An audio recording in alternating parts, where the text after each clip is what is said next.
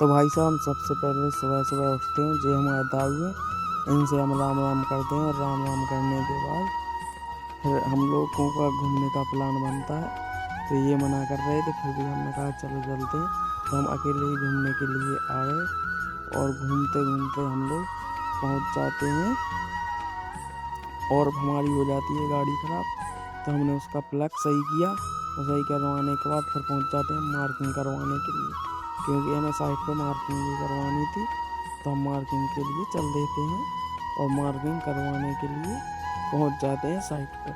और मार्किंग करवाने के बाद सीधा पहुंच जाते हैं हम अपनी साइट पे, जहाँ पे हमारा सामान रखा हुआ है। फिर हमें लगती है नींद, तो हम थोड़ा सोने के लिए चले जाते हैं और सो के साथ उठते हैं।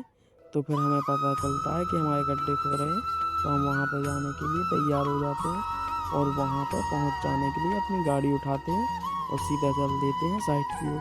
फिर हमने देखा कि गड्ढे भी खुद गए, तो अब चलो चलते हैं।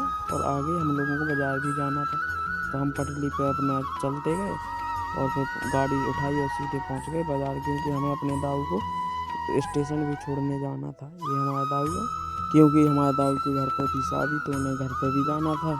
और हम पहुंच जाते हैं ट्रैक के पीछे से धीरे धीरे स्टेशन अंडरब्रिज के पास।